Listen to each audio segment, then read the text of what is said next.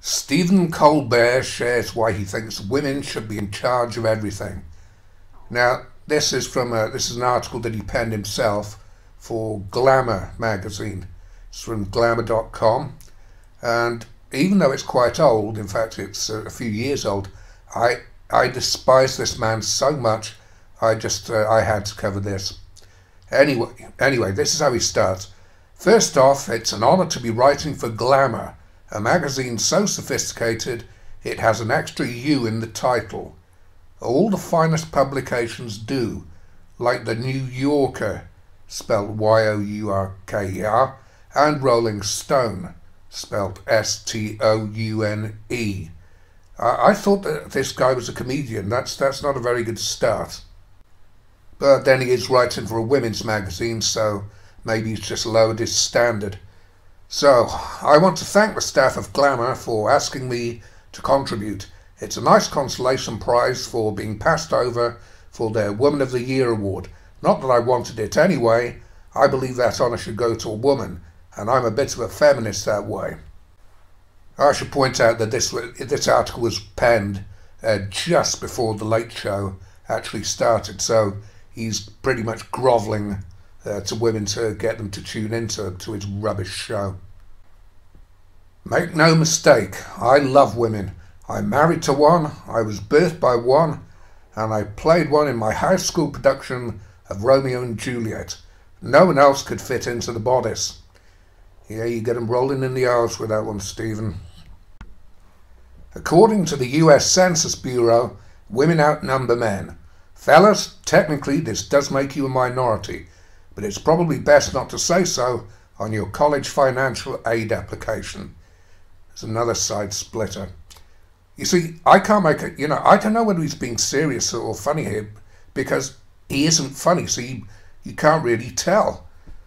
It has been pointed out to me that I, like other late-night TV hosts, am a man. There you go. How predictable was that? And well, I'm happy to have a job. I'm amazed you've got a fucking job, Stephen.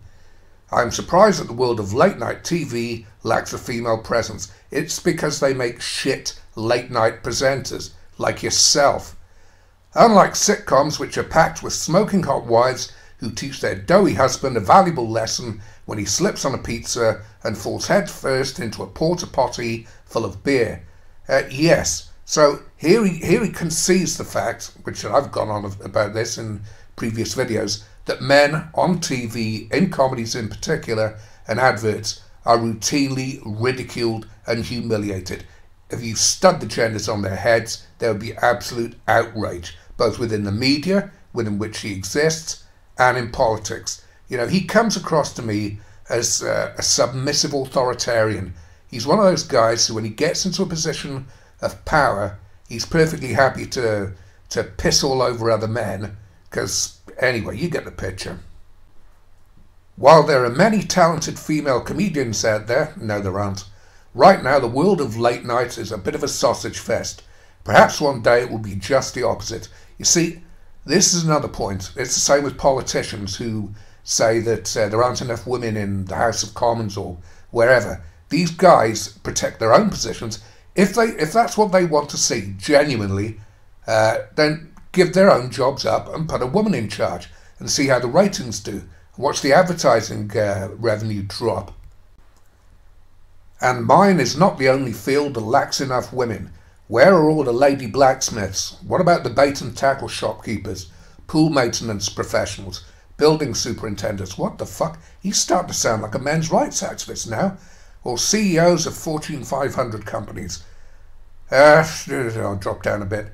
Of course, historically, this will give you an idea of how old this article is. Of course, historically, our thriving US president industry definitely skews male, but that could change in 2016. Carly Fiorina, all eyes are on you. I thought she was a Republican, he's a Democrat. Maybe it's another joke. You see, you just can't tell. I've seen clips of the programme, and I know when other people think he's funny, he says something, I'm like, yeah. And people, they're laughing their heads off. Some of these TV studios, I don't know about his, but they have prompts, applaud, or laugh your fucking head off, because Stephen, they'd have to hold up something. Maybe they'd give them mushrooms or dope them up with weed before they let them into the auditorium. Fuck knows what they're laughing at.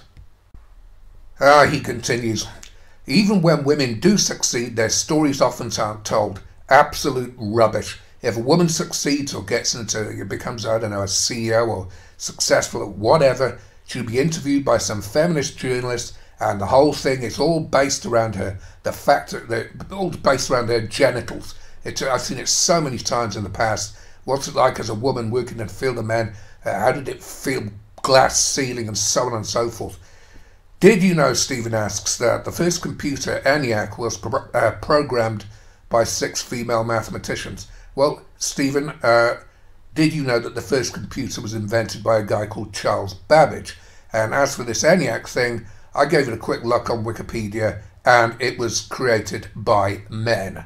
So maybe there was a few women there, but they didn't play that much of an important part. But he says here, if it weren't for those pioneering women, no, it was pioneered by men, we might not have computers at all. Now he's just talking, writing, I should say, shit. The fact is that if it weren't for the ingenuity and the inventiveness of men, women, it's been said before, women would be living in mud huts. They wouldn't. They'd be swinging around in fucking trees. Anyway, he says, my point is this, why does this gender inequality still persist, and how can we stop it? I don't have all the answers, you don't have any answers, and frankly it's sexist of you to think I do, just because I'm a man. Besides, it's not my place to mansplain to you about the manstitutionalized manvantages built into man-society. That would make me look like a real manhole. Fuck. Beavis and Butthead could write a funnier article than this. To be honest, sometimes I wonder whether the world would be a better place if women were in charge. To be honest, sometimes I wonder whether the world would be a better place if women were in charge. It would be pretty easy to make that happen. Simply tell the men of the world that you're trying to start a campfire. While we're all arguing with one another about proper kindling placement, maybe underneath your TV studio, Stephen. No, I take that back. Right, that was a cheap, pathetic joke, just like this article. Whether using lighter fluid is cheating. Women can just quietly start getting stuff done. It was months ago some guy sent me... Hold on, I got to clear my throat.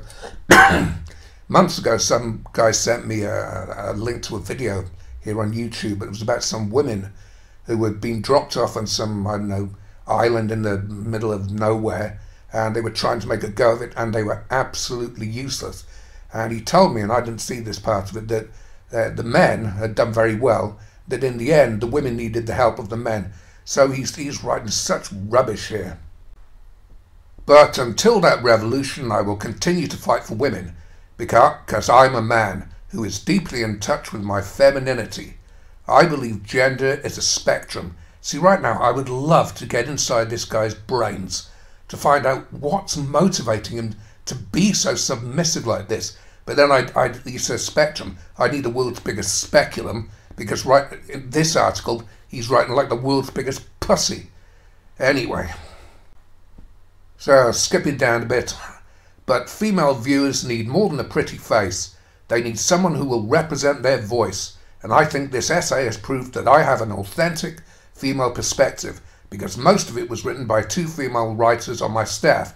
Well, that would explain why it's so fucking lame then, Stephen. I'll leave a link to the thing. I'll put it in the comment section and pin it to the top if you want to torture yourself with the whole article. Thank you.